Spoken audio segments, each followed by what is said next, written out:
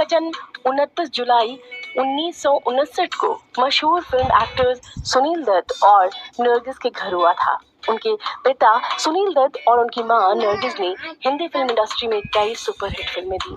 बाल कलाकार के रूप में संजय पहली बार फिल्म रेशमा और शेरा में दिखाई दिए थे, लेकिन लीड अभिनेता के तौर पर उनकी पहली फिल्म रॉकी थी, जो उस समय की सुपर डुपर हिट फिल्म रही। उसके बाद उन्होंने कई सुपरहिट फिल्में दी और लगभग हर अच्छे अभिनेता के साथ काम किया, लेकिन फिल्म खलनायक में निभाया उनका बल्लू का किरदार आज भी सबके जहन में ताजा है।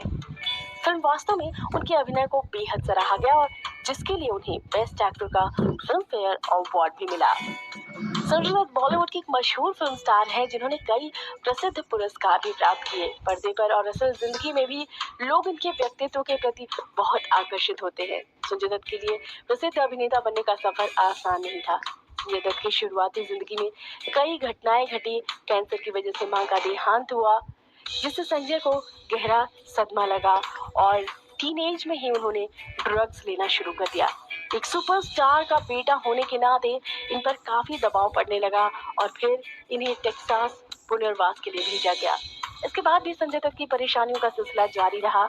इनकी पत्नी ऋचा शर्मा की ब्रेन ट्यूमर से उनकी मौत हो गई और संजय दत्त अपनी बेटी त्रिशला की कानूनी हिरासत की लड़ाई हार गए और इनकी दूसरी पत्नी रिया पिल्ले से तलाक हो गया और इस तरह इनके परिवार को भी कई परेशानियों का सामना करना पड़ा। 1993 में टाटा बम विस्फोट के मामले में इनकी कथित भागीदारी और अवैध हथियार रखने के आरोप में संजय दत्त को गिरफ्तार कर जेल भेज दिया गया, जिससे इनको गहरा मानसिक आघात हुआ। हालांकि संजय के नेवर गिव इन आदर्श ने इनके लिए एक शानदार वापसी का मंच बनाया, जिससे इनकी बॉक्स ऑफिस पर कई फिल्में हिट हो गईं। अपने अभिनय करियर का तेजी से निर्माण करते हुए संजय की परिपक्वता और इनकी बहुमुखी प्रतिभा को विभिन्न भूमिकाओं के माध्यम से देखा जा सकता है।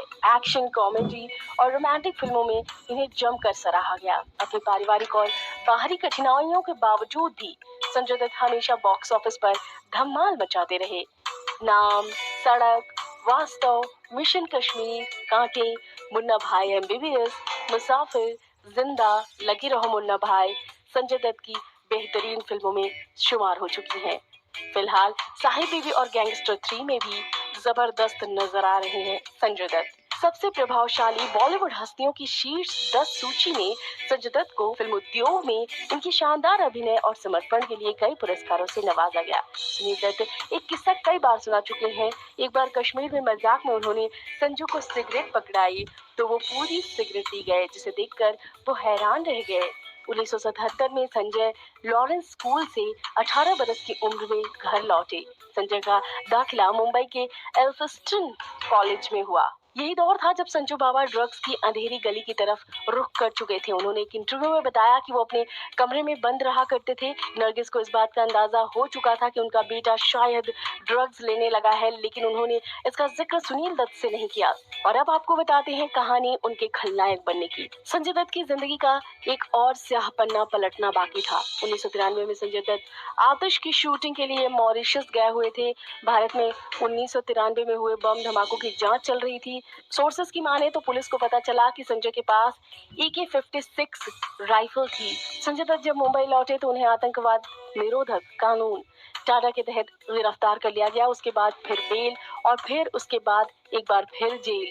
पूरी जिंदगी उनकी यूं ही स्ट्रगल में बीतती रही। इनकी जिंदगी में मान्यता भी एक अहम स्थान रखती है। रिया से संजय का रिश्ता 2008 तक चला। इसके बाद संजय मान्यता प्राप्त हो गए। मान्यता यानी दिलनवाज शेख, जिन्होंने प्रकाश झा की फिल्म गंगा जल में एक आइटम सॉन्ग में डांस किया था और चर्चा में आई। संजय की मान्यता तो करीब आई, लेकिन बहनें प्रिया, नम्रता और जीजा दोस्त कुमार गौरव दूर हो गए। संजय मान्यता की शादी में दोनों बहनें शामिल नहीं हुई, लेकिन 2010 में जुड़वा बच्चों इकरा और शाहरान के जन्म के बाद दोनों बहनें करीब दिखी।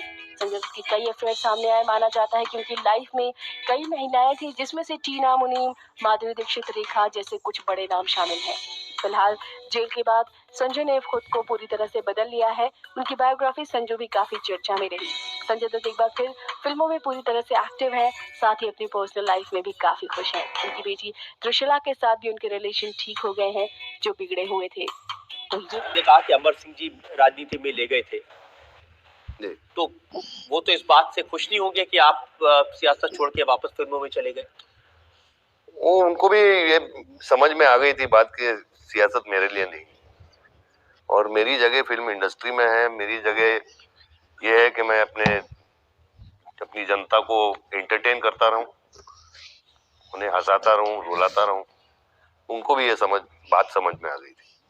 उनका ब्लॉग मैंने पढ़ा, उसमें उन्होंने लिखा, देखी जमाने की यारी, बिछड़े सभी बारी बारी। आप रजत भाई उनको ज्यादा जानते हो, और ये शेर शायरी में वो तो माहिर हैं, आप जानते हो, वो लिखते ही रहते हैं। कहीं ये वजह तो नहीं थी कि आपके खिलाफ उत्तर प्रदेश में प्रतापगंज में एक केस हो गया, मऊ में केस हो गया, बाराबंकी में केस हो गया, आपने जो मायावती जी के लिए जादू की झप्पी की बात की थी उसकी वजह से? जादू की झप्पी